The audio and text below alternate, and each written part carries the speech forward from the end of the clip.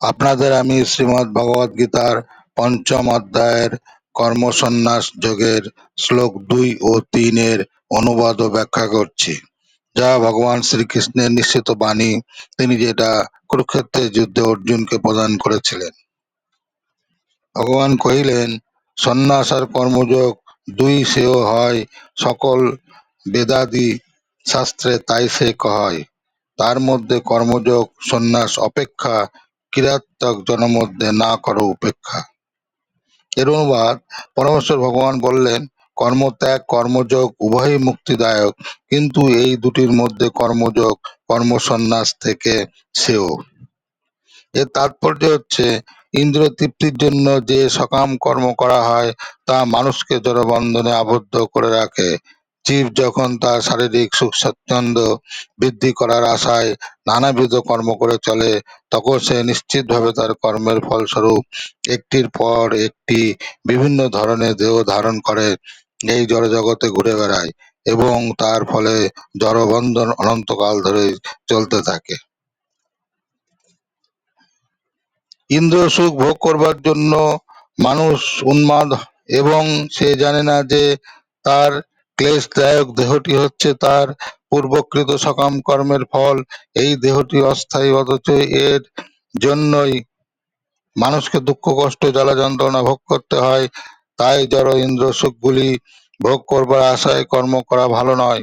নিজের প্রকৃত স্বরূপ সম্বন্ধে যে মানুষ কোনো অনুসন্ধান করে না, তার জীবন ব্যর্থ বলেই মনে করতে হবে।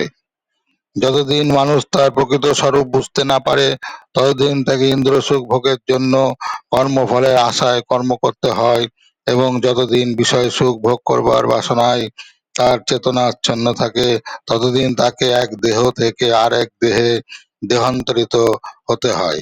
অজ্ঞানতার অন্ধকারে আচ্ছন্ন মন সকাম কর্মে নিবিষ্ট হতে পারে, কিন্তু মানুষের কর্তব্য হচ্ছে মনের এই বাসনাকে দমন করে বাসুদেবের চরণে প্রপত্তি করা।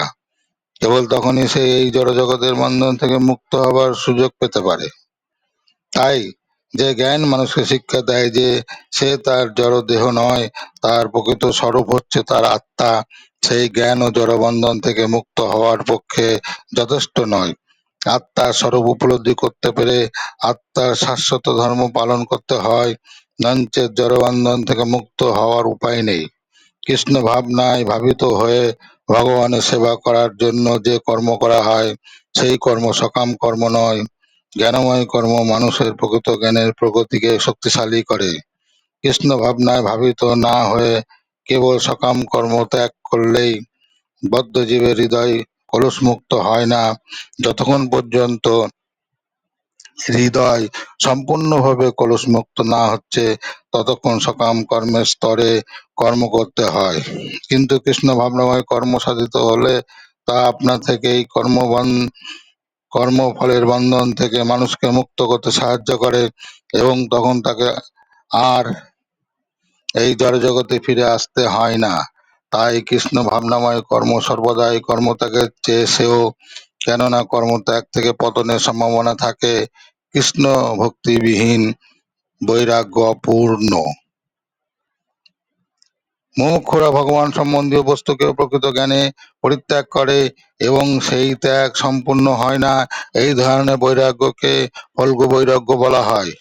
আমরা যখন বুঝতে পারি যে সবকিছুই ভগবানের, আমাদের কিছুই নয়, তাই আমার বলে কোনো কিছুর উপর আমাদের অধিকার বিস্তার করা উচিত নয়, তখন ত্যাগের সম্পূর্ণতা আসে। মানুষের বোঝা উচিত, বাস্তবিকই কোনো কিছুই তার নিজের নয়, তাহলে ত্যাগের প্রশ্ন আসে কোথা থেকে? যে জানে সবকিছুই হচ্ছে ভগবানের সম্পত্তি, সে নিত্য বৈরাগ্য যুক্ত। যেহেতু সবকিছুই শ্রীকৃষ্ণের, তাই সবই শ্রীকৃষ্ণের সেবায় নিয়োগ করতে হয়। এই শুদ্ধ কৃষ্ণ ভাবনায় ভাবিত কর্ম মায়াবাদী সন্ন্যাসীদের কৃত্রিম বৈরাগ্যের চেয়ে অনেক ভালো। তৃতীয় শ্লোকে বলেছেন, রাগদ্বেষ বিবর্জিত যে বা কর্মযোগী, অনাসক্ত বিষয়েতে নহেত সে ভোগী, নির্দ্বন্দ্ব সে মহাভাব দুঃখ বন্ধ নাই, তোমারে কহিনু আমি করিয়া নিশ্চয়। এর অনুবাদ হচ্ছে, হে মহাভাব, যিনি তার কর্মফলের প্রতি দেশ বা আকাঙ্ক্ষা করেন না, তাকেই নিত্য সন্ন্যাসী বলে জানবে। এই প্রকার ব্যক্তি দ্বন্দ্বরহিত এবং পরম সুখে কর্মবন্ধন থেকে মুক্তি লাভ করেন। এর তাৎপর্য হলো, যিনি পূর্ণরূপে কৃষ্ণ ভাবনাময়, তিনি হচ্ছেন প্রকৃত ত্যাগী, কারণ তিনি কর্মফলের প্রতি বিতরাগ বা অনুরাগ যে কোনো দিক থেকেই সম্পূর্ণভাবে নিরাসক্ত। এইভাবে যিনি সবকিছু ত্যাগ করে অনন্য ভক্তি সহকারে ভগবানের সেবা করেন, তিনি হচ্ছেন প্রকৃত জ্ঞানী, কারণ ভগবানের সঙ্গে তার নিত্য সম্পর্কের কথা তিনি জানেন। তিনি খুব ভালোভাবেই জানেন যে শ্রীকৃষ্ণ হচ্ছেন সম্যকভাবেই পূর্ণ এবং তিনি হচ্ছেন তার অবিচ্ছেদ্য অংশ মাত্র। এই জ্ঞানী পরম জ্ঞান, তা গুণ বৈশিষ্ট্য এবং পরিমাণ তত্ত্ব বিচারেও পরম সত্য। নির্বিশেষবাদীরা যে ভগবানের সঙ্গে এক হয়ে ভগবান হওয়ার বাসনা পোষণ করে, তা সম্পূর্ণ ভ্রান্ত, কারণ অংশ কখনো পুণ্যের সমান হতে পারে না। গুণগত বৈশিষ্ট্যে মানুষ স্বয়ংসম্পূর্ণ, তবে পরিমাণ তত্ত্ব বিচারে ভিন্নতা বিশিষ্ট। এই অচিন্ত ভেদাভেদ তত্ত্বজ্ঞানই হচ্ছে প্রকৃত পারমার্থিক তত্ত্বজ্ঞান। তখন মানুষের আকাঙ্ক্ষা বা শোক করবার কিছুই থাকে না, তাই তার মনে আর কোনো দ্বন্দ্বভাব থাকে না, কারণ তিনি যা করেন তা সবই শ্রীকৃষ্ণের জন্য করেন। এইভাবে দ্বন্দ্বভাবের স্তর থেকে মুক্ত হওয়ার ফলে তিনি জড়বন্ধন মুক্ত হন। এমনকি এই জড়জগতে অবস্থানকালেও তিনি বন্ধন মুক্ত থাকেন। এই ছিল আজকের ভিডিও। ভিডিওটি ভালো লাগলে সাবস্ক্রাইব করবেন এবং লাইক ও কমেন্টস করবেন। সবশেষে আপনাদের চরণে আমার অসংখ্য প্রণাম রইল। জয় রাধে, জয় কৃষ্ণ।